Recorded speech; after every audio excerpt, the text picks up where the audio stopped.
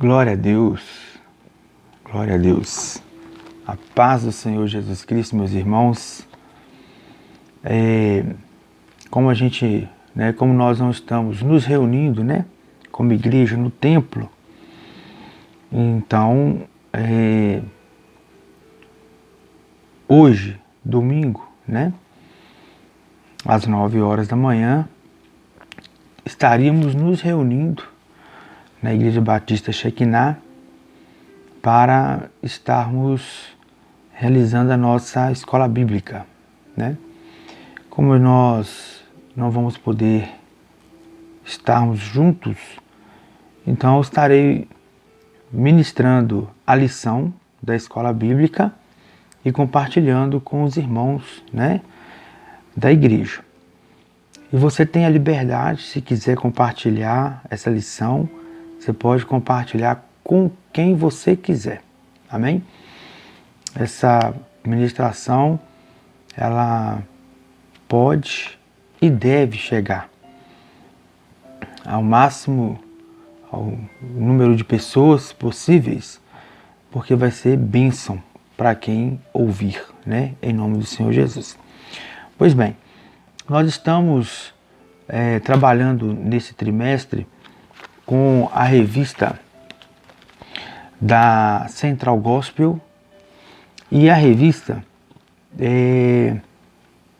fala sobre nós temos 13 lições, e as 13 lições elas falam do Espírito Santo.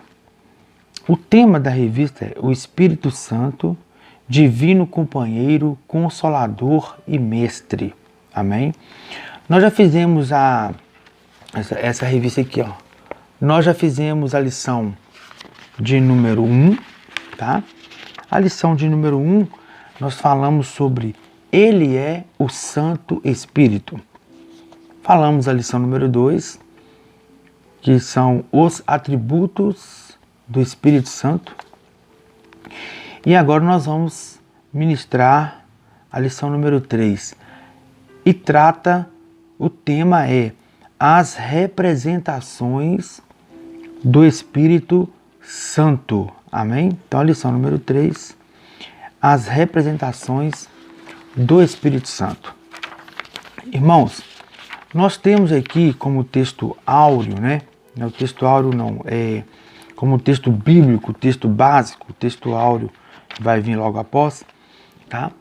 E o texto está no Evangelho de João, no capítulo 7, do versículo 31 até o versículo 39.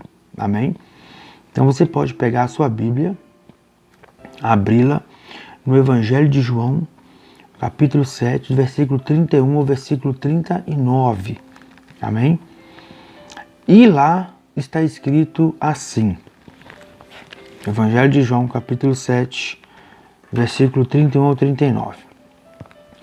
E muitos da multidão creram nele e diziam: quando Cristo vier, fará ainda mais sinais do que este tem feito? Os fariseus ouviram que a multidão murmurava dele essas coisas.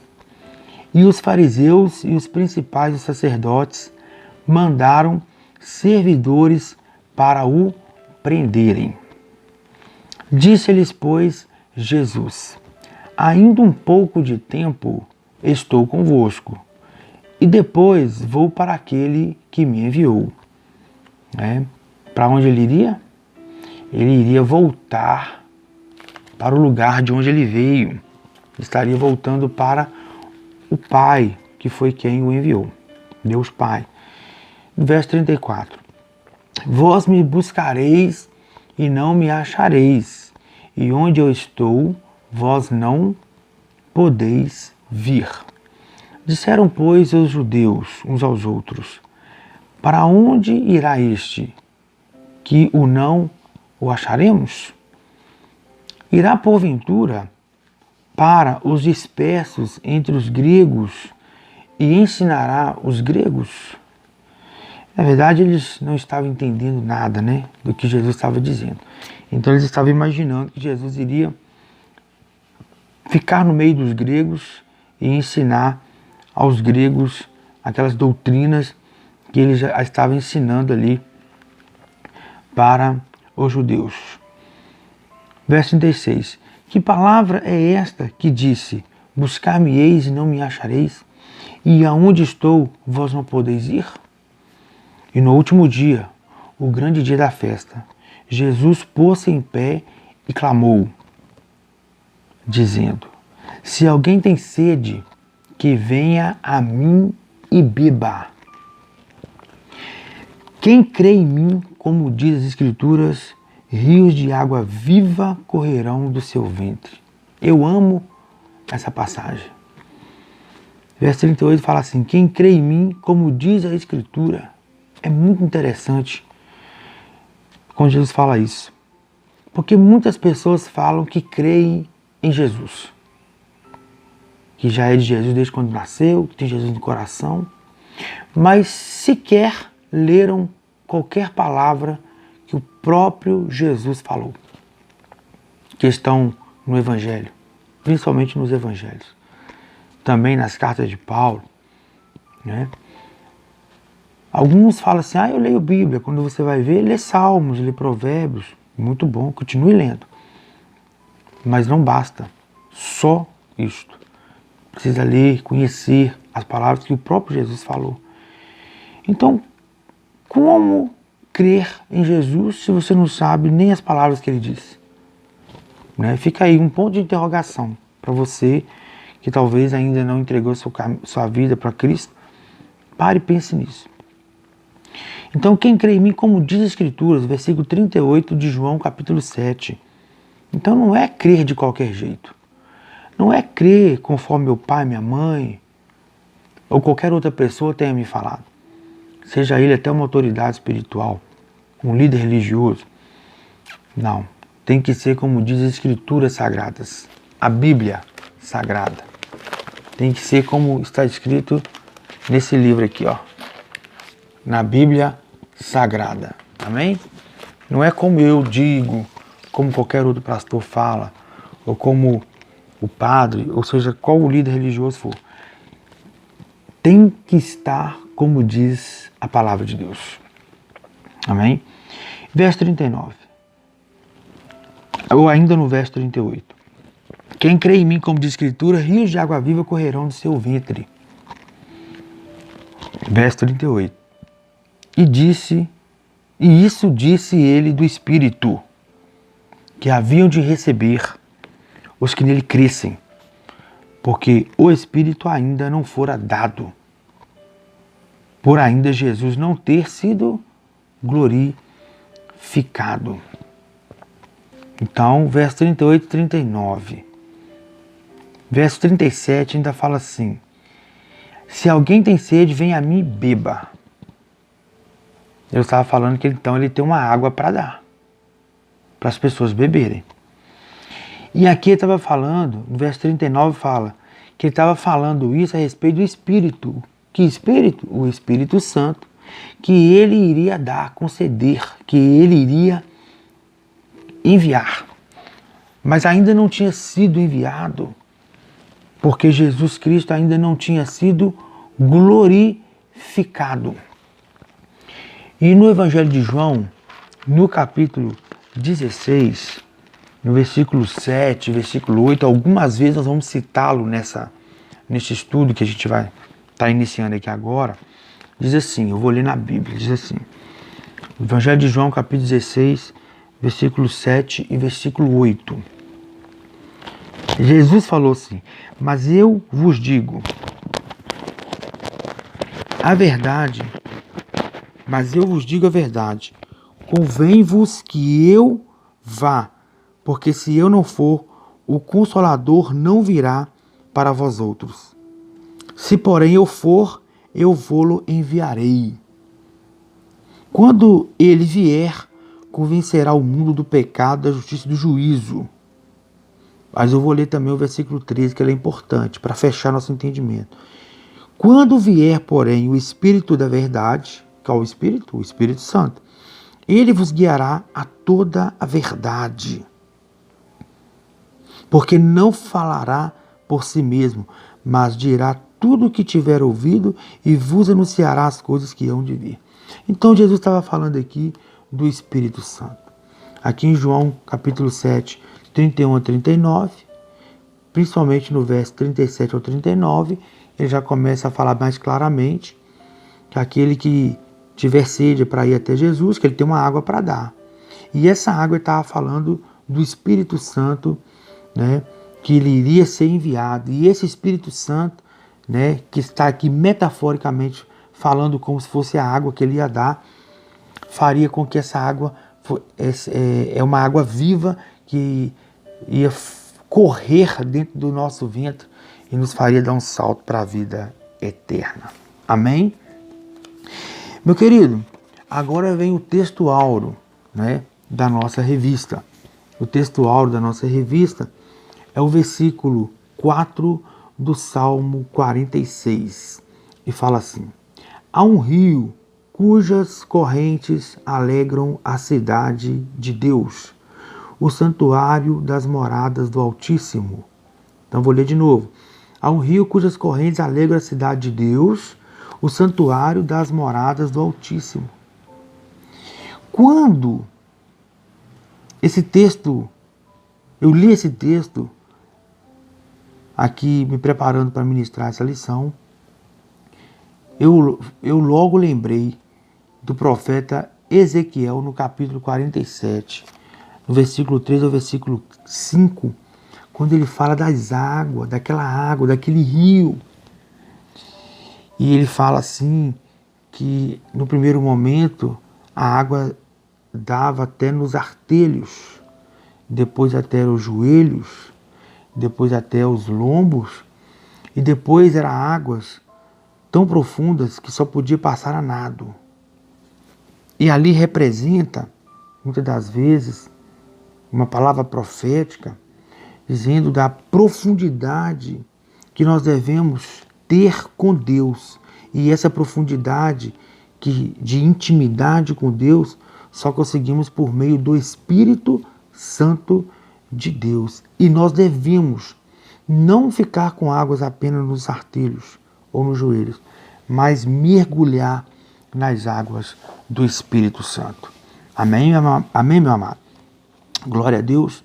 Então aqui é só para a gente iniciar, tá, o nosso estudo. Por quê? Porque, como o tema aqui já disse, as representações do Espírito Santo, o Espírito Santo de Deus, ele é representado na Bíblia algumas vezes de várias formas, tá? Tem algumas delas aqui que nós vamos trabalhar com elas. Água, vento, fogo, óleo, tá?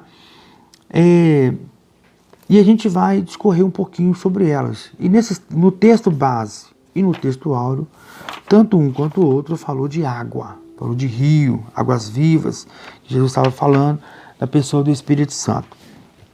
Então aqui, na introdução do nosso texto, eu quero dizer para você que a palavra de Deus ela é rica em trabalhar com figura de linguagem, tá? Então a palavra de Deus trabalha muito com esse artifício, né? com esse mecanismo, né? De figura de linguagem, com símbolos, figuras, alegorias, né? Símbolos, tipos, né? Não tem como aqui eu ficar explicando cada um deles dentro da língua portuguesa, o que cada um significa, mas, de uma forma geral, uma figura de linguagem por exemplo, quando Jesus fala assim: eu sou o pão da vida, eu sou a água da vida. Ou então, eu sou a videira verdadeira, né? Então, ou seja, videira, né, é uma planta. Jesus é uma planta? Não. Então ele usou uma figura de linguagem para expressar o que ele queria dizer, né? Ele queria dizer o seguinte, lá no Evangelho de João capítulo 15, quando ele fala da videira. Ele é a videira. E nós, que aceitamos Jesus como seu Senhor, somos os ramos dessa videira. Então ele vira e fala assim: aquele que está em mim, aquele ramo que está em mim, tem que dar fruto. Porque aquele que não der fruto, a gente corta e joga fora. Limpa a videira para que ela possa dar novos ramos e esses ramos darem frutos. Que fruto é esse? Fruto digno de arrependimento, fruto de santificação, fruto de uma vida transformada, de uma vida completamente mudada pelo poder de Deus, pela comunhão com Deus, pela palavra de Deus, pela orientação de Deus, pelo ensino, pela doutrina de Cristo. Amém? Então, meu irmão, é uma figura de linguagem, né?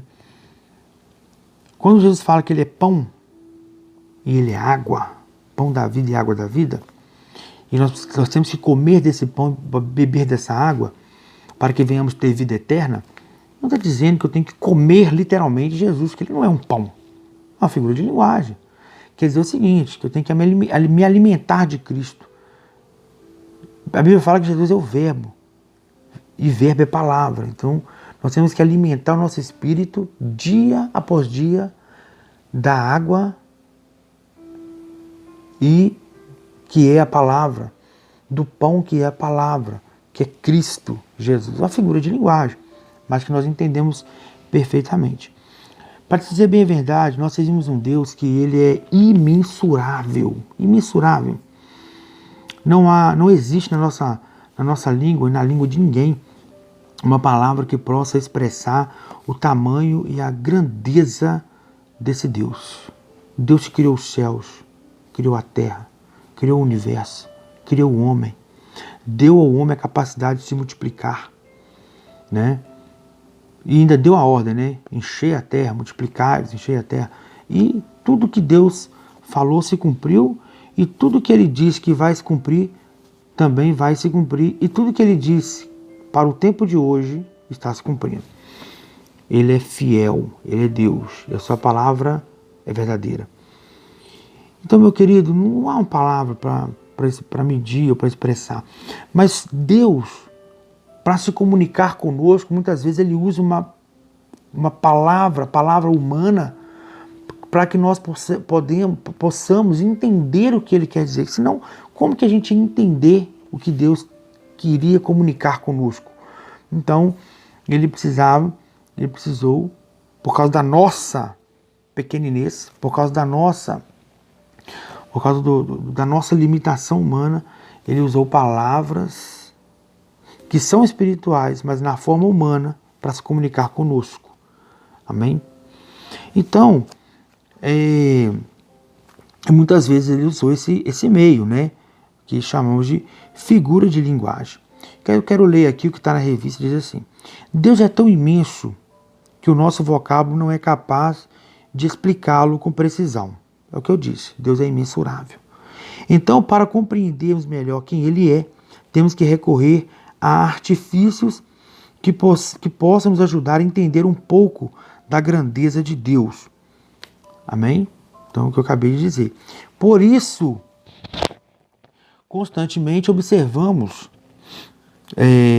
os escritores da Bíblia usando figura de linguagem para descrever seus momentos de relacionamento com Deus, né? Com o Senhor. Amém? Para que a gente possa, então, conhecer mais a Deus. Mas aí eu tenho um versículo aqui que eu quero citar para vocês. Está no Evangelho de Mateus, capítulo 22, versículo 29. Lá fala assim, olha: errais por não conhecer as Escrituras. Quais Escrituras? A Bíblia Sagrada, a palavra de Deus que ele deixou para nós. E nem o poder de Deus. Então, você quer conhecer a Deus? Quem ele é? Do que ele gosta? Como que ele age? Quais foram as suas promessas que ele prometeu à humanidade e elas se cumpriram? Que ele prometeu à humanidade e elas estão se cumprindo hoje. E que ele prometeu que vai cumprir. Né? Quais as promessas que ele faz individualmente para cada pessoa que serve a ele?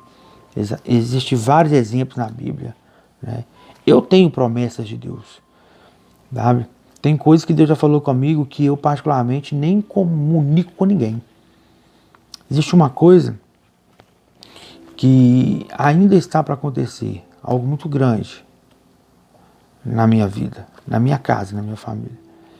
E tudo está caminhando e apontando para isto. E Deus usou profetas, homens de Deus e mulheres de Deus para falar conosco. Coisas que são individuais para mim e para minha família.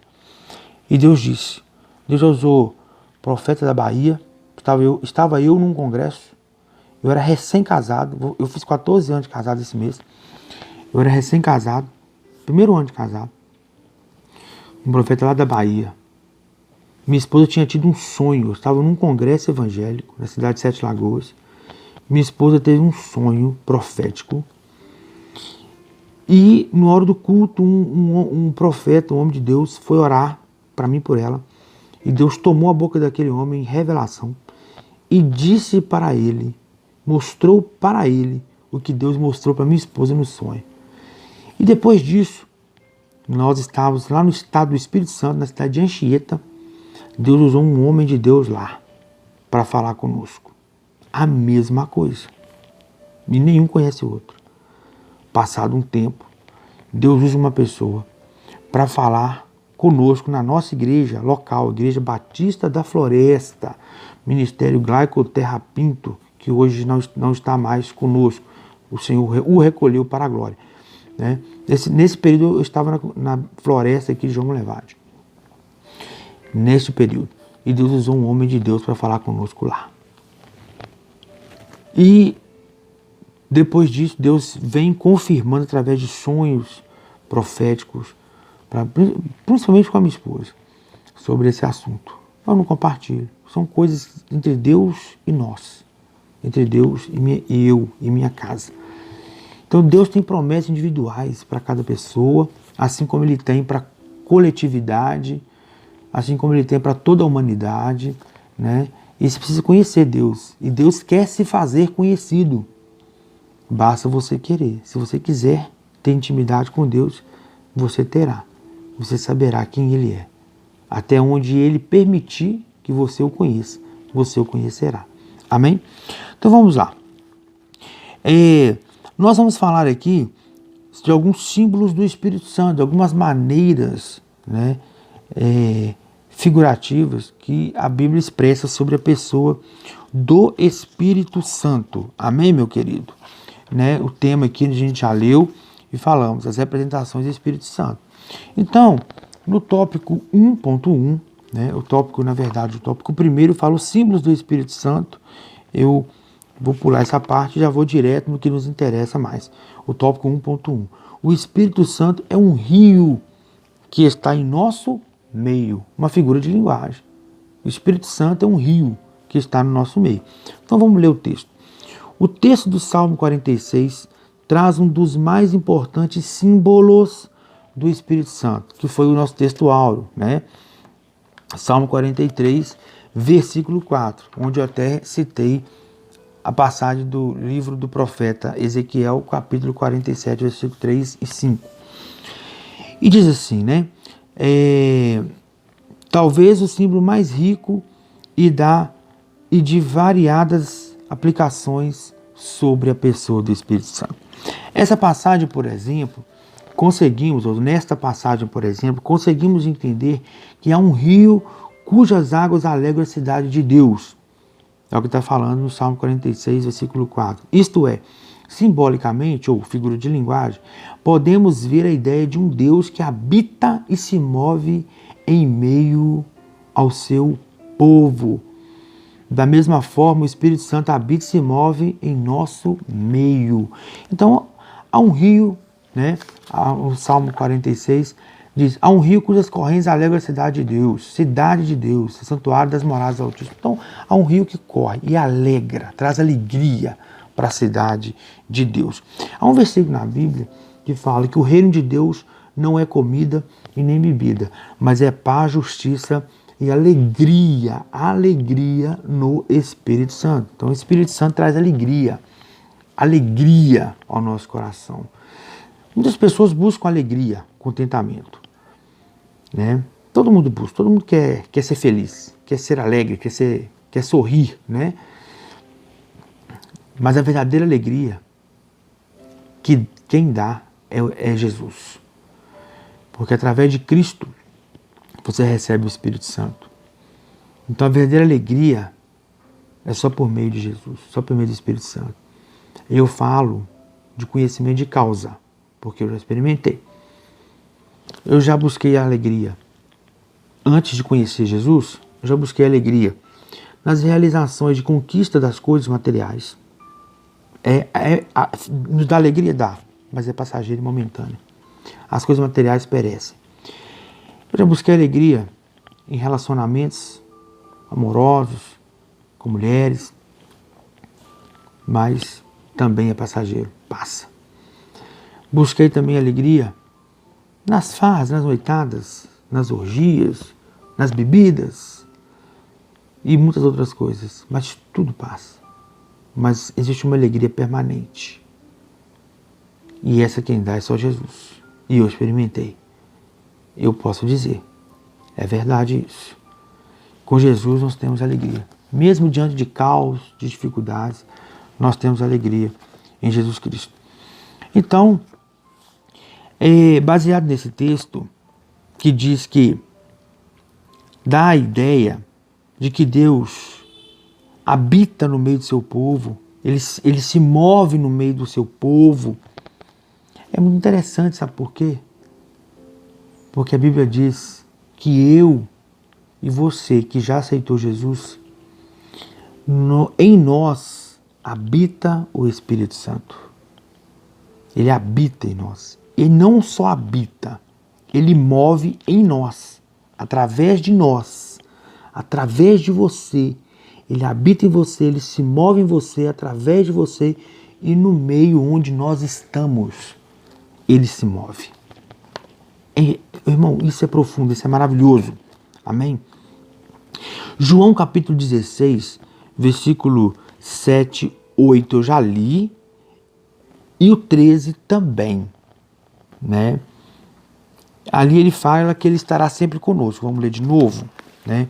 Então ele fala assim, ó, vou ler aqui o versículo 7. Mas eu vos digo a verdade, convém que eu vá. Quem falou? Jesus. Convém que eu vá. Vá para onde? Que eu volte, que ele voltasse para onde ele veio. Porque se eu não for, o Consolador não virá para vós outros. Se porém eu for, eu vou-lo enviarei. E aconteceu. Jesus Cristo morreu, ao terceiro dia ressuscitou, apareceu a alguns, depois para mais uns, depois lá na praia ele apareceu para os seus discípulos e foi assunto aos céus. E ele então enviou o Espírito Santo. Amém? E ele está conosco, habitando em nós, para a glória de Deus, se movendo em nós. Ele convencerá o mundo do pecado, da justiça e do juízo. E versículo 13. Quando vier, porém, o Espírito da verdade, ele vos guiará toda a verdade, porque não falará por si mesmo, mas dirá tudo o que tiver ouvido e vos anunciará as coisas que hão de vir. Amém? Então ele vai estar conosco. Estará conosco. E 1 Coríntios capítulo 3, versículo 16, diz a palavra de Deus que nós somos os santuários de Deus e que o Espírito Santo de Deus, ele habita em nós. Diz assim a palavra de Deus, tá? Que nós somos o santuário de Deus, santuário. O que isso quer dizer? Que nós somos a casa de Deus. Nós, né? E que ele habita em nós por meio do seu Espírito Santo. Que o seu Espírito Santo habita em nós. Amém? Dá para entender como que ele se move em nós e através de nós? É muito forte isso, né? O tópico 1.2 fala assim: o Espírito Santo e a água, ou é a água que sacia a nossa sede. Então vamos ler. A água, como símbolo do Espírito Santo, constitui um importante ponto de referência para os estudiosos da Bíblia, considerando que alguns aspectos fundamentais do líquido ilustram grandes verdades sobre o Espírito Santo. Por exemplo, a água é indispensável à sobrevivência humana. Meu irmão, que maravilha isso, né? A água é indispensável para a sobrevivência humana. Nós estamos passando aí por um momento no mundo em que se debate muito a possibilidade da falta da água. E se faltar água, acabou a vida. Simplesmente não tem vida. Sem água não tem vida. Por isso o Espírito Santo, ele é comparado com a água. Por isso Jesus falou daquela forma. Que aquele que beber da água que ele der nunca mais terá sede. A água que ele der fará jorrar um rio de água que lhe fará dar um salto para a vida eterna. Amém? Sabe por quê? Porque não dá para ter vida com Deus se não tiver o Espírito Santo. Ele é essencial. Ele é como a água para que haja vida. Então por isso ele é comparado com a água. Sabe por quê? Porque sem essa água viva, não tem como ter vida eterna. É o Espírito Santo que move em mim, move em você e nos leva até a Cristo, e Cristo nos leva até a Deus. O Espírito Santo é que te convence que você é pecador. O Espírito Santo é que te convence que vai ter juízo de Deus na terra. O Espírito Santo de Deus é que te convence da justiça de Deus. O Espírito Santo é que te leva ao arrependimento. Ele é que te leva. Daqui a pouco eu vou contar para você, quando for falar que o Espírito Santo ele se manifesta, ou ele, a figura de linguagem, quando fala que ele também é fogo, eu vou te contar a experiência da minha salvação, no dia que eu aceitei Jesus, há 20 anos atrás. E como que o Espírito Santo me convenceu, e como que ele me instruiu, como que ele se revelou a mim, como que ele me levou até a Cristo a aceitar e confessar Jesus, para que Cristo pudesse, como a ponte que liga, a única ponte, o único mediador, me levasse novamente ao Pai em comunhão. Amém? Então o Espírito Santo de Deus, né, ele é essencial para que nós tenhamos vida com Cristo. Ele é a água. Ele é a água. Sem ela não tem vida. Sem Espírito Santo não tem vida cristã. Sem Espírito Santo não tem comunhão com Deus. Mas com o Espírito Santo tem vida cristã. Com o Espírito Santo tem comunhão com Deus. Com o Espírito Santo tem salvação, tem arrependimento de pecado. Com o Espírito Santo presente em nossa vida, nos guia na verdade, no caminho da justiça. Amém, meu querido? Glória a Deus. Continua a leitura aqui, ele fala. Durante a conversa com a mulher samaritana, o Salvador disse-lhe: qualquer que beber desta água tornará a ter sede, mas aquele que beber da água que eu lhe der nunca mais terá sede, porque a água que eu lhe der se fará nele uma fonte de água a jorrar para a vida eterna. Né? Eu já até falei isso aqui, só não tinha dado a referência. É João capítulo 4, versículo 13 e 14. Jesus encontrou com uma mulher. Essa mulher era uma mulher samaritana. E ele conversando com ela, tendo um diálogo com ela no poço de Jacó, ele virou para ela e falou assim: olha, essa água aí do poço de Jacó, você bebendo dela, você vai voltar a ter sede. Mas eu tenho uma água para te dar, que se você dela beber, você nunca mais vai ter sede. E essa água fará nele quem? Na pessoa que beber, uma fonte de água a jorrar para a vida eterna. Uma fonte a jorrar. Uma fonte que jorra, aqui eu tenho água. Acabei de beber essa água aqui, ó. Vou até tomar mais um pouquinho. Dependendo do tanto que eu beber, daqui a pouco ela vai acabar. Ela vai terminar. Eu tenho que ir lá na fonte, que está ali na minha cozinha, e pegar mais água. E se eu beber muita água, aquela lá também vai acabar. Eu tenho que encher o filtro, eu gosto de água de filtro de barro. Tenho que encher o filtro para poder pegar mais água. Acabei de encher ele, guria mesmo.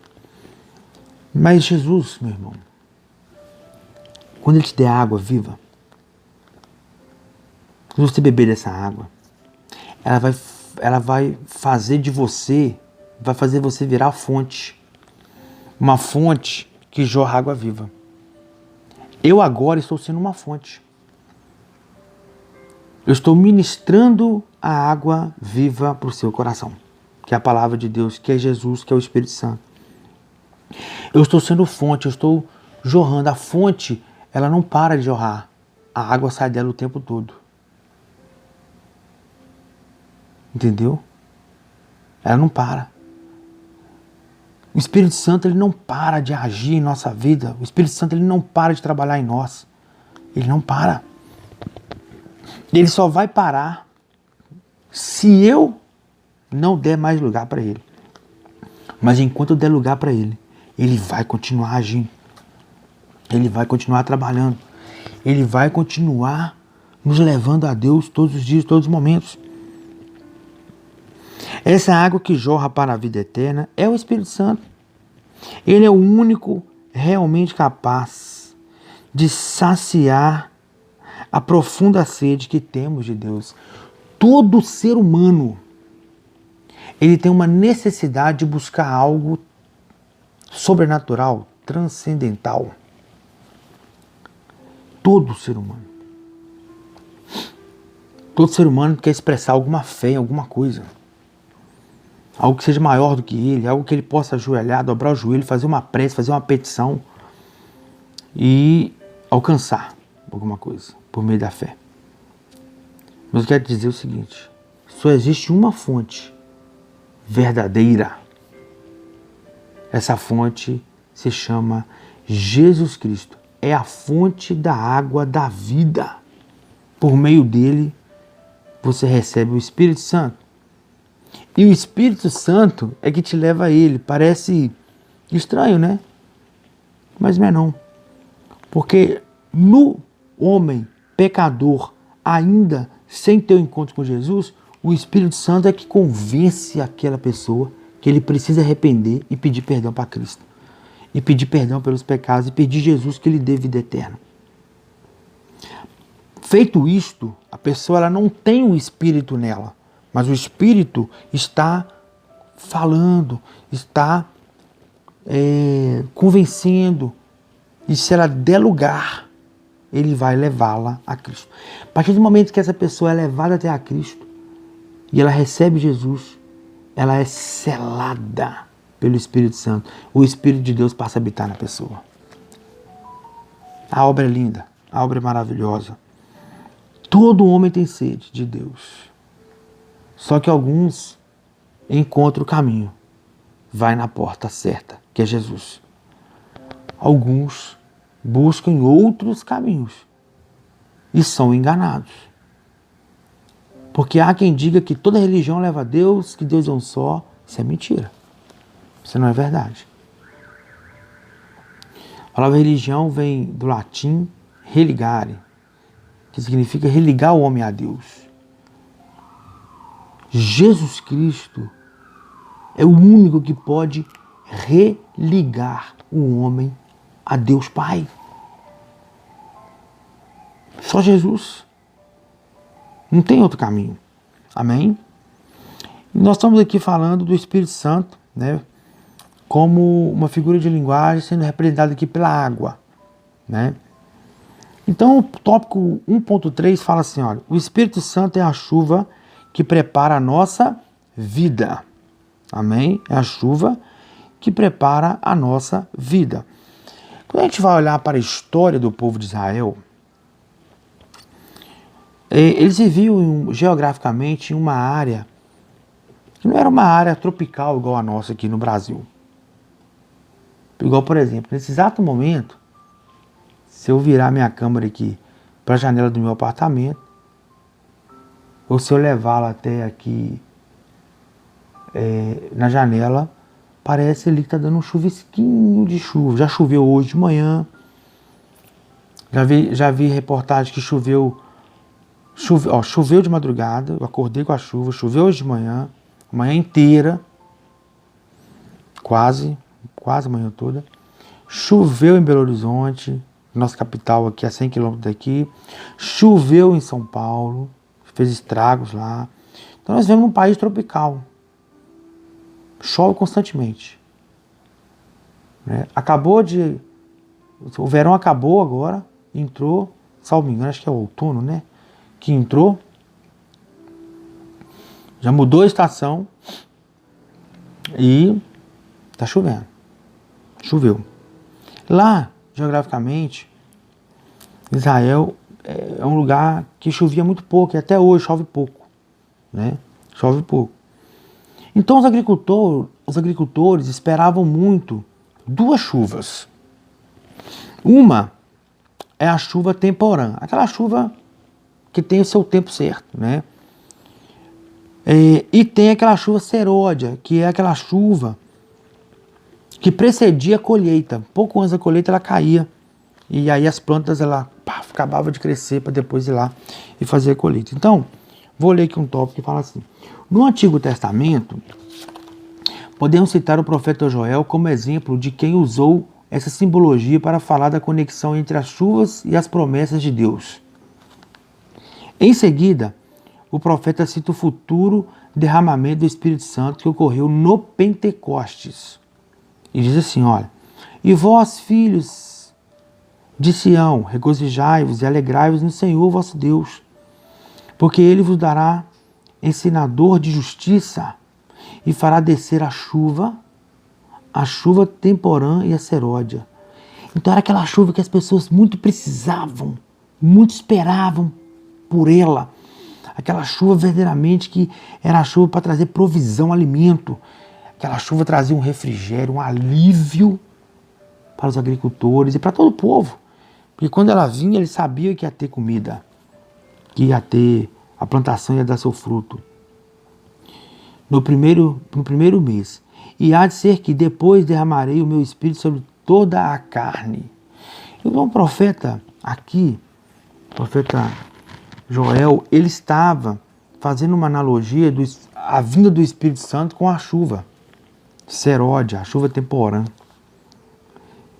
que as pessoas tanto precisavam dela para manter a vida, para ter alimento, para a plantação lá dar seu fruto, para eles colherem seus alimentos, para passar mais uma temporada e terem o que comer.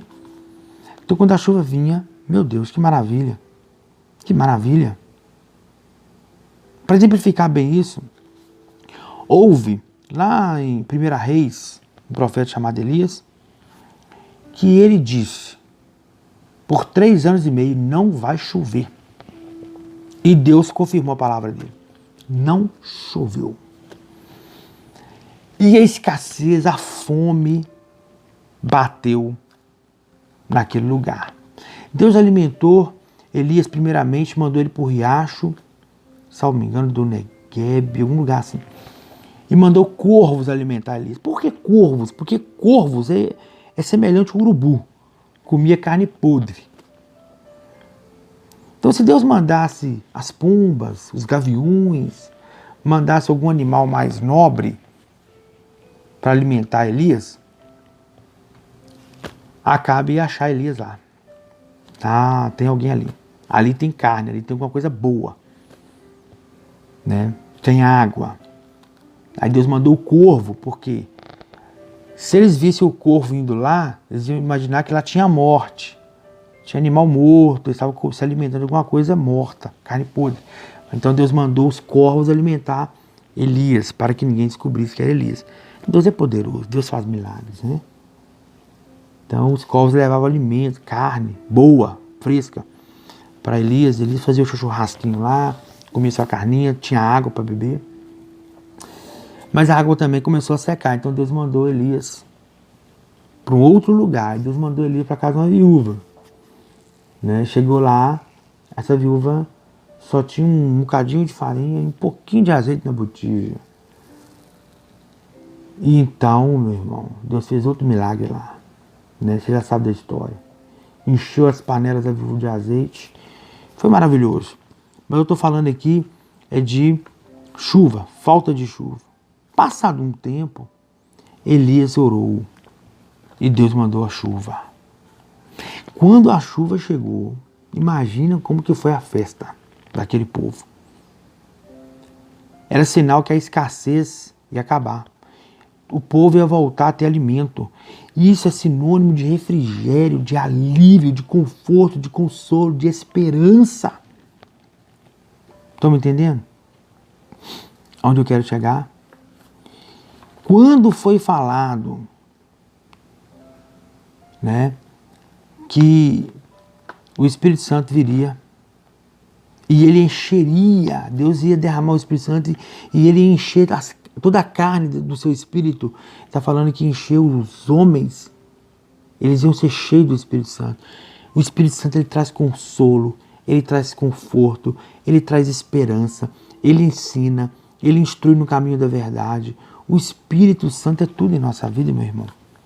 É como a chuva seródia e a temporã, que os agricultores tanto esperavam para que pudessem ter a certeza de que não ia faltar alimento. Quando você tem o Espírito Santo, não falta alimento espiritual. Ele é o próprio alimento. Ele é a água. Ele é o pão. Ele é maravilhoso. Amém, meu querido? No Novo Testamento, Tiago compara a espera pelas chuvas temporãs e seródia à espera pela segunda vinda de Jesus.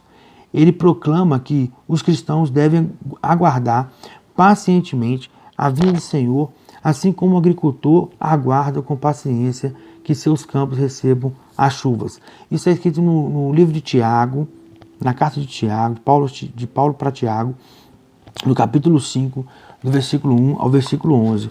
Então, mais uma vez eu reforço aqui em dizer para você que essa chuva temporã, essa chuva seródia é uma chuva que traz muito refrigério, alívio, esperança, e é o que o Espírito Santo traz.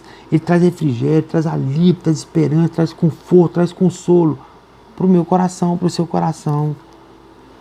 O Espírito Santo em nossa vida é como uma chuva seródia, é como uma chuva temporã. Amém? Agora nós vamos passar para o tópico 2, vamos falar sobre outros símbolos do Espírito Santo. E o primeiro dele aqui é o fogo. E aqui é que eu conto a experiência da minha salvação, da minha conversão. O fogo também é um símbolo que representa o Espírito Santo. Ambos possuem propriedades semelhantes. Aquecem, queimam, purificam e iluminam o caminho. Ele simboliza a energia transformadora das poderosas ações do Espírito Santo. Então, olha que interessante. O fogo também é um símbolo que representa o Espírito Santo. Ambos, tanto o fogo quanto o Espírito Santo, possuem propriedades semelhantes. Quais? Aquece, queima, purifica, ilumina o caminho. Lembra que nós lemos aqui em João, capítulo 16, no versículo 13, quando fala assim, quando ele vier, porém, o Espírito da verdade, então o Espírito da verdade, ele é o Espírito da verdade, ele vos guiará toda a verdade, porque não falará por si mesmo. Então ele ensina, ele ilumina o caminho. Quando eu falo que ele ensina e ele vai instruir a verdade, ele está iluminando o nosso caminho, clareando o nosso caminho para que possamos andar na luz, na verdade, em nome de Jesus. Então, o fogo, por exemplo, ele aquece.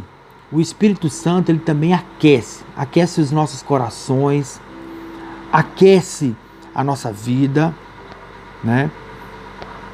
Olha, eu vou ter que fechar a janela aqui, porque tem uma carreta aqui fora e parece que o moço ligou ela lá, mas você vai caminhando junto comigo aqui, só porque tá fazendo barulho demais, sabe?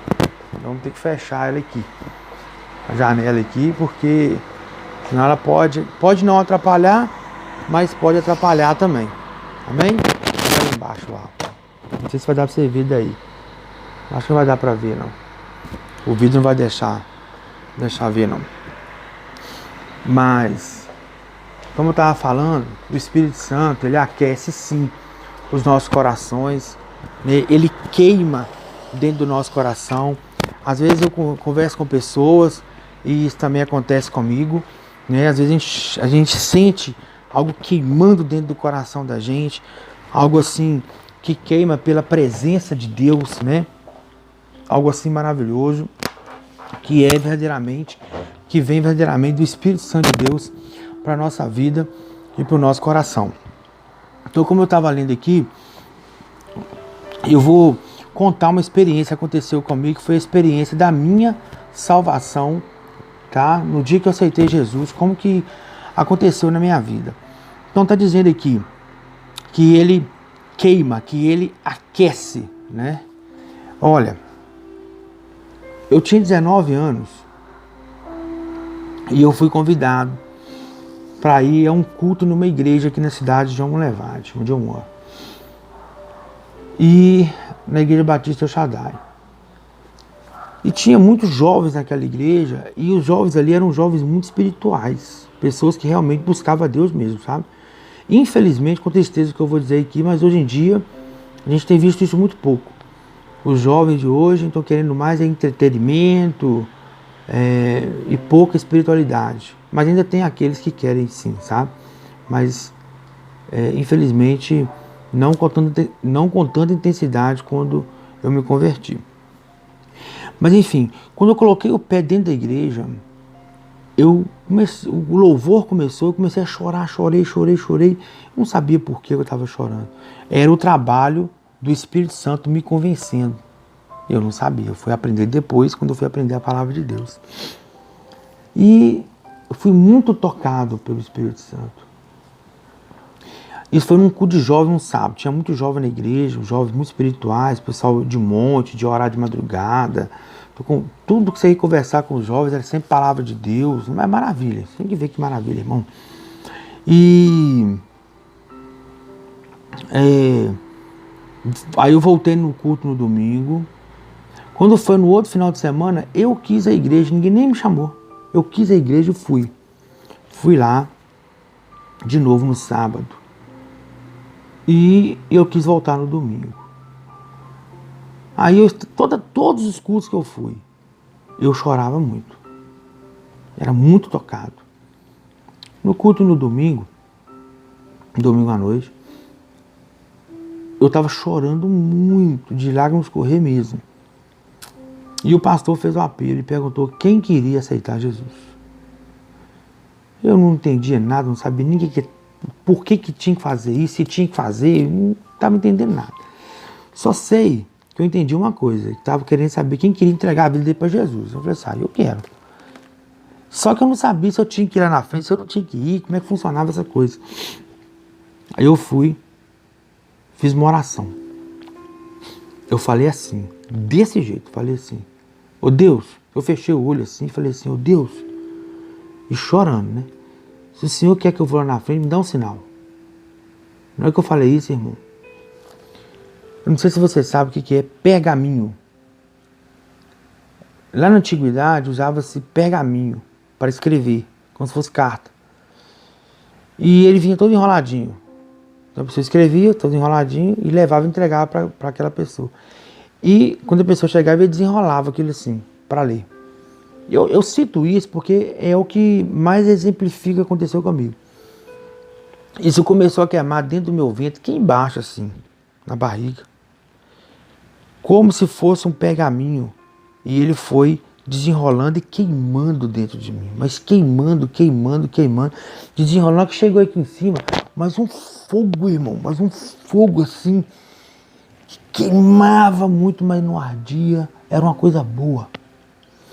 Na hora que chegou aqui em cima assim, eu só cutuquei minha irmã e falei assim, me leva lá na frente. Eu aceitei Jesus. Dali pra frente minha vida foi completamente transformada. Transformada. Até hoje. Pra glória de Deus. Sobrenatural. Sobrenatural de Deus. Uma conversão genuína. Cada um tem a sua experiência com Deus, né? Eu tive essa. Então, eu posso dizer que verdadeiramente o Espírito Santo ele se manifesta assim, não é só uma figura de linguagem. Ele se manifesta como fogo. Por duas vezes aconteceu isso comigo. Uma vez eu estava deitado para dormir, eu era solteiro ainda, novo convertido, deitado para dormir. Só que eu sempre dormia com música ligada, baixinha. Então, só que eu ficava escutando música do mundo. Depois que eu aceitei Jesus, acabou. Só músicas que louvam e glorificam a Deus. Chamamos de louvor, né? Então, eu estava ouvindo uma música. E a música que eu estava ouvindo é essa música aqui, ó. Que fala assim, ó. Digno é o Cordeiro de receber a glória, a força e a honra, todo o poder. Essa música me marcou, por quê? Porque quando eu estava ouvindo essa música, o meu corpo incendiou. Mas não quer dizer que estava saindo fumaça, fogo, não. Ele esquentou, mas esquentou meu corpo inteiro, da ponta do dedão do pé até o último fio da cabeça. Mas esquentou de uma maneira algo sobrenatural. O Espírito Santo, irmão. Movido do Espírito Santo. E N outras coisas já aconteceram comigo. Experiência com o poder de Deus. Tá? Então o Espírito Santo de Deus, ele aquece metaforicamente falando, mas aquece literalmente também. Tá? Ele queima a gente por dentro.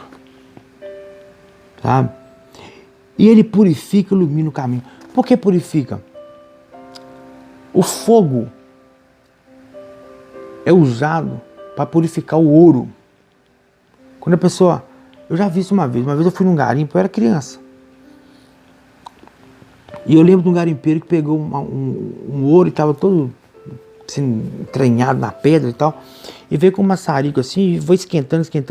O ouro foi desprendendo da pedra assim, ó, e foi formando aquele ouro purinho assim, sem impureza nenhuma. A impureza ficou toda fora e ficou só o ouro. Eu vi isso uma vez, é muito chique isso, muito legal. O Espírito Santo de Deus faz isso comigo e com você. Ele é o fogo que começa a queimar na nossa vida e ele vai arrancando as impurezas da nossa vida, que é o pecado. Aqueles pecados, aquelas coisas que a gente fazia, falava, pensava. Tanta coisa que desagrada a Deus, coisas pequenininhas às vezes, que nem são notórias às vezes pelos outros. E aquilo vai sendo retirado da nossa vida. Porque o fogo do Espírito Santo vai queimando em nosso ser. E isso vai limpando a nossa vida. Amém? Então por isso o Espírito Santo ele é fogo. Tá? Ele simboliza a energia transformadora das poderosas ações do Espírito Santo. Apesar de ser um elemento poderoso, o fogo do Espírito Santo pode ser extinto na vida de quem não abstém de toda aparência do mal. Ou seja, podemos ter nosso vínculo com o Espírito Santo diminuído se não vigiarmos e orarmos sempre. 1 Tessalonicenses, capítulo 5, vai falar assim, lá no versículo 19, não extingais o Espírito. Não extingais o Espírito. E mais uma vez, analogia com o fogo. Por quê? O fogo é assim. Não sei se você já teve fogão de lenha, você já viu fogão de lenha, mas acredito que já deve ter visto. Mas nós somos mineiros, né? Então, com certeza já viu algum fogão de lenha aí, por aí. Eu já cheguei a ter na minha casa, quando eu era criança. Então, é assim. Você põe a lenha lá. E bota fogo na lenha seca. E se você não abastecer de lenha, aquele fogo uma hora vai apagar. E vai extinguir. Assim é o Espírito Santo de Deus na nossa vida. Você precisa estar sempre alimentando de lenha, para o fogo não apagar. E o que é lenha? Essa lenha, essa madeira, é a vida com Deus. É uma vida de oração, é uma vida de leitura da palavra, é uma vida de santidade. O que é santidade? Muita gente que acha que santo são aquelas pessoas que são beatificadas pela igreja romana. Não, meu irmão. Não. Santificar é se separar. Ser santo é ser separado.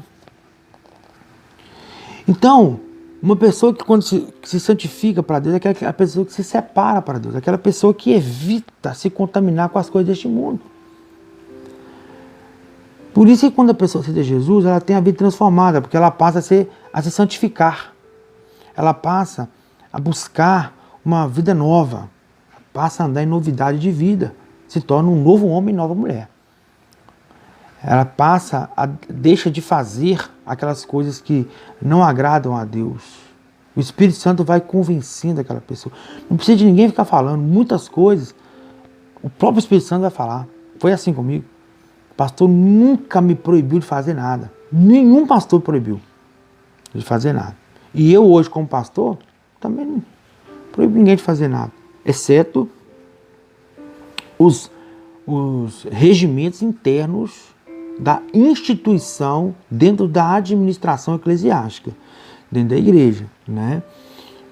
A gente tem algumas regras, mas aquilo que a Bíblia orienta, a gente fala, um crente não deve fazer isso ou aquilo. Um crente de verdade, autêntico, não faz isso, porque a Bíblia diz isso. Vai falar, você não vai fazer. Não, a pessoa tem livre-arbítrio, nem Deus proíbe a pessoa de fazer nada, né? Mas Deus mostra que todas as atitudes têm consequências, né? Então ninguém nunca me proibiu, mas eu entendi que eu precisava fazer as coisas de acordo com a vontade de Deus, a vontade do Pai. Então eu fui deixando.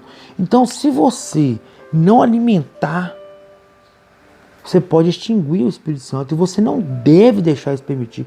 Muito pelo contrário, você tem que estar sempre numa vida de oração, de leitura da palavra, sempre firmado em Deus, congregando como igreja. Isso é bíblico, congregar é bíblico. Tem muito crente desengrejado por aí, falando que não precisa mais de ir na igreja, que não, está errado, você tem que estar no convívio da igreja. Isso é bíblico, isso é palavra de Deus, amém? Tá? Então, meu irmão, o Espírito Santo também é tido como o fogo, né? Então ele sempre está disponível a quem quiser se achegar até ele, mas também respeita aqueles que se afastam. Então Deus é assim, ele respeita, o Espírito Santo respeita. Se você não o quiser mais na sua vida, direcionando, te ensinando, te mostrando, se você não quiser, ele vai fazer de acordo com a sua permissão. Mas se você permitir, meu irmão, você vai experimentar a boa, perfeita e agradável vontade de Deus para a sua vida. No tópico 2.2 fala que ele também se manifesta como o vento. Depois da sua ressurreição, Cristo apareceu aos discípulos enquanto eles estavam reunidos. Naquele momento, tudo ainda era muito confuso para eles. O corpo ressurreto do Mestre não foi encontrado no sepulcro, e alguns duvidavam de que ele era realmente o Messias. Em tempo oportuno, Jesus revelou-se, mostrou-lhes suas cicatrizes e disse: assim como o Pai me enviou, também eu vos envio a vós. E havendo dito isto, assoprou sobre eles e disse-lhes: recebei o Espírito Santo. Isso está em Evangelho de João, capítulo 20, versículo 22. Jesus revelou-se, mostrou-se-lhes suas cicatrizes. E disse assim, olha bem, assim como o Pai me enviou, também eu vos envio a vós. E havendo dito isto, assoprou, fez assim, ó, assoprou sobre eles e disse-lhes: recebei o Espírito Santo. Nesse exemplo, podemos entender que o vento assoprado por Jesus Cristo simboliza a obra do Espírito, pois é um mistério invisível, poderoso e penetrante. Não podemos vê-lo, mas o sentimos e sabemos que ele é real. Meu irmão, muitas vezes na igreja eu falo isso com os irmãos. Muitas vezes Deus você não vê, mas você sente. E aí é como o vento. Você faz assim, ó, você não vê. Você faz assim, ó. Você não vê o vento. Mas se você fizer assim na sua pele, você sente o vento. E se você fizer bem forte, você vai sentir forte o vento. Então, meu irmão, você pode sentir Deus. E você pode sentir forte a presença dele, se você quiser. Amém? Assim como o vento. Amém, querido? O tópico 2.3 já fala do Espírito Santo como o óleo, como um azeite. E ele fala assim, o óleo é o azeite. O óleo e o azeite são um precioso símbolo do Espírito Santo no Antigo Testamento. Eles eram frequentemente usados em momentos solenes, como a consagração de profetas, sacerdotes. Amém?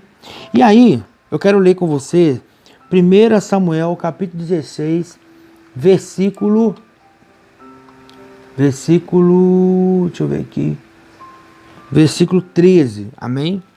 Eu estou com meu notebook aqui do lado, Então eu já preparei alguns versículos ali, tá bom? Para ficar mais fácil. Então 1 Samuel, capítulo 16, versículo 3, fala assim: Então Samuel tomou o chifre do azeite, porque antigamente eles usavam o chifre, e colocava azeite dentro dele. E ungiu-o no meio de seus irmãos. Ungiu quem? Não vamos falar ali, é Davi. E desde aquele dia em diante, o Espírito do Senhor se apoderou de Davi. Então Samuel se levantou e voltou a Ramá. Está falando aqui no dia que o profeta Samuel ungiu Davi para ser rei de Israel. Como ele fez para ungir? Derramou sobre ele o azeite. E o Espírito Santo se apoderou dele. Para que Davi pudesse fazer tudo conforme a vontade de Deus, guiado pelo Espírito Santo de Deus.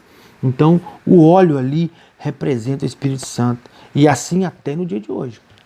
Muitas vezes o óleo vai representar a pessoa do Espírito Santo. Na Bíblia, muitas vezes isso aconteceu. E acontece. Isso significa dizer que a unção era uma forma de demonstrar que aquelas pessoas estavam sendo separadas para exercer uma função especial.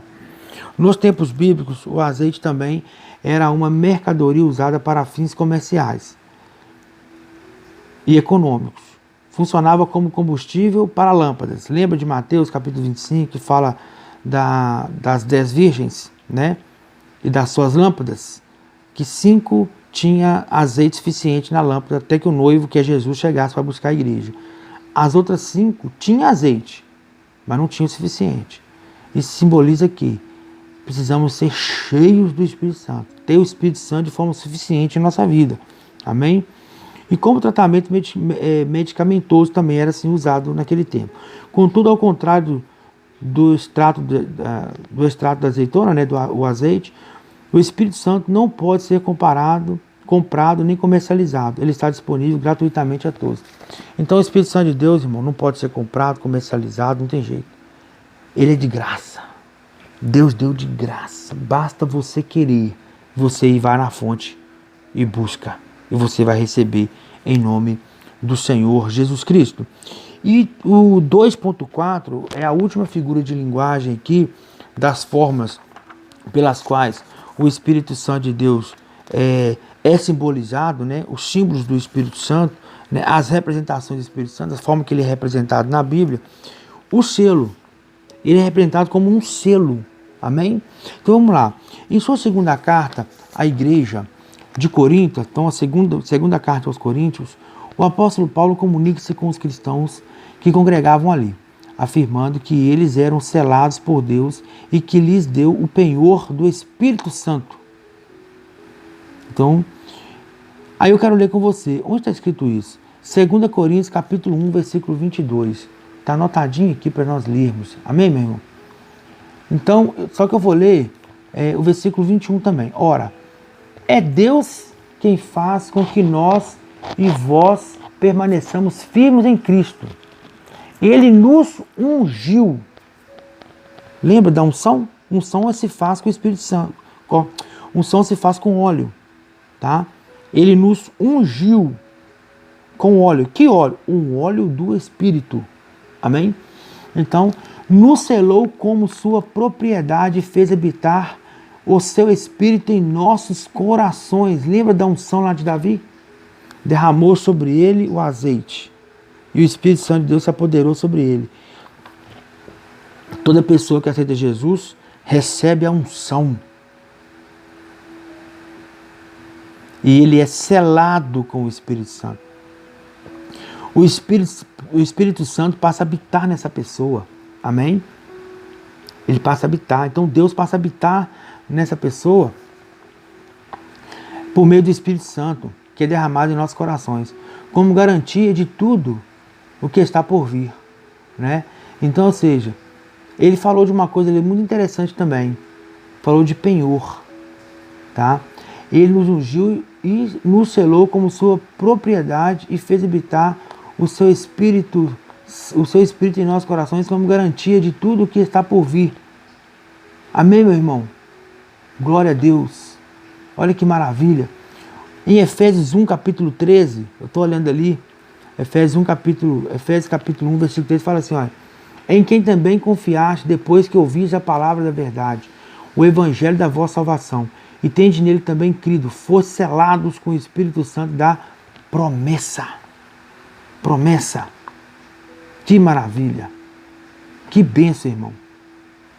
Isso é maravilhoso. Então ele fala, o selo garantia a procedência e a inviolabilidade de uma carta. Amém? Então Paulo usou essa simbologia para explicar que o selo do Espírito Santo autentica e assegura a quem pertencemos. Quando nós recebemos Jesus como Senhor e Salvador, nós recebemos o selo do Espírito Santo. Assim é feito com a carta até hoje. Ela passa cola para que ninguém viole e bota o selo. Para assim, ó, ninguém pode violar. Só o dono pode abrir essa carta. Só o dono pode acessar aqui dentro. Quando nós aceitamos Jesus, nós passamos a ter um dono. Jesus.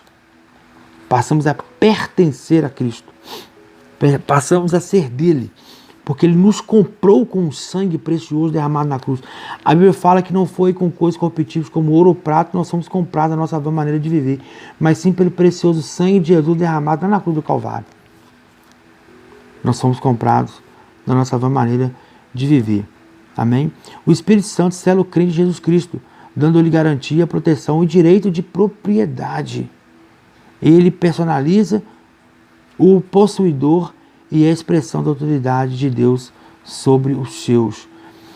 Tem uma tradução na Bíblia que fala que nos selou como sua propriedade e fez habitar o Espírito Santo em nossos corações como garantia, ou como, aí ele fala, como penhor de tudo que está por vir, penhor. Eu gosto dessa tradução, sabe por quê? Porque penhor é o seguinte, penhor é algo que você dá como garantia de uma dívida, tá? Tô pegando aqui um textozinho bem objetivo e fala assim, ó, penhor, empenho ou entrega de coisa, móvel ou imóvel, como garantia de obrigação assumida. Você assumiu uma obrigação, geralmente de pagar alguma coisa, aí você dá algo, penhora algo, garantindo que você vai, se você não pagar com dinheiro, aquilo vai estar penhorado e vai pagar a dívida. Jesus pagou a dívida por mim e por você. Ele foi na cruz do Calvário por mim e por você. E sabe o que ele pegou como garantia? A minha e a sua vida. Nós somos o penhor, a garantia do sacrifício salvífico de Jesus na cruz. Amém? Nós somos o penhor. Jesus Cristo te comprou e me comprou com um preço muito alto. O sangue dele foi derramado. E para terminar, diz assim, conclusão. A rica linguagem bíblica sobre os símbolos do Espírito Santo pode nos dar uma breve dimensão de como Deus Pai,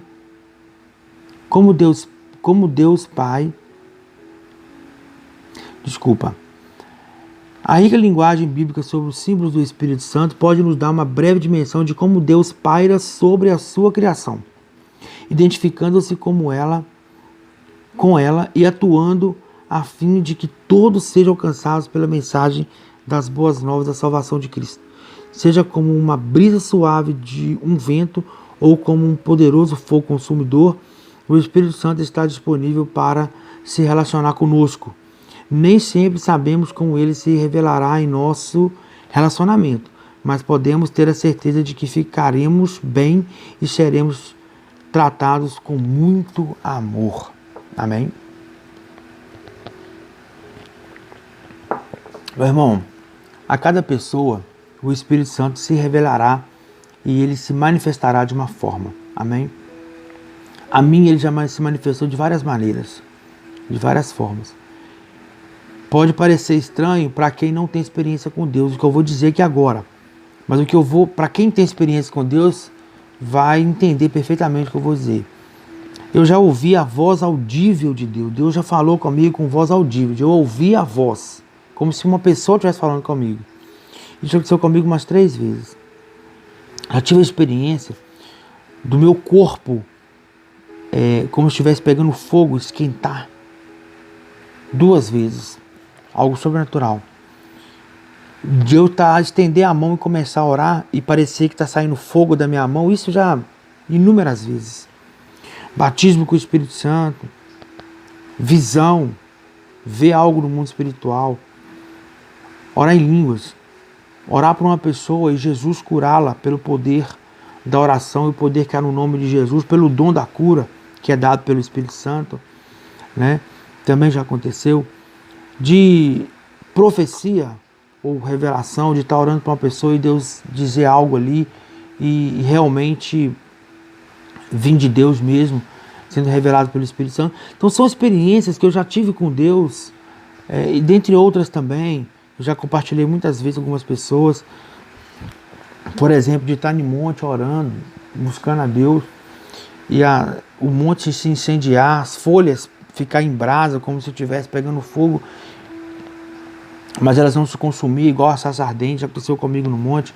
Então são tantas experiências com Deus, que não, meu irmão, não tem, nem se eu quisesse, não dá para voltar atrás. Andar com Jesus é bom demais. Andar com Jesus é bom demais.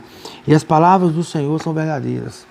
Libertações, orar por pessoas que estão possessas, oprimidas por espíritos malignos, e eles saírem e aquela pessoa ficar liberta e ser transformada pelo poder de Deus também várias vezes.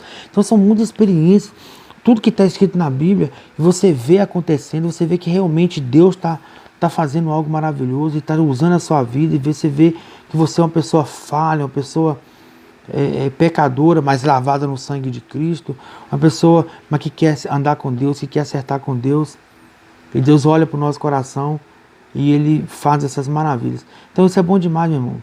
Andar com Deus é bom demais, andar com Jesus é bom demais, amém? Vale a pena investir para ter experiência com Deus e ser cheio do Espírito Santo, para experimentar o Espírito Santo, ter Ele na sua vida ali. É maravilhoso, irmão. Nós estamos estudando aqui, né, o que a Bíblia fala, nessa lição número 3 aqui da revista, né, das formas que o Espírito Santo de Deus se manifesta, os símbolos, né, as simbologias, as figuras de linguagem que trata da pessoa do Espírito Santo aqui na Bíblia, né? Nós falamos do vento, da água, né, do fogo, do selo, do óleo, né?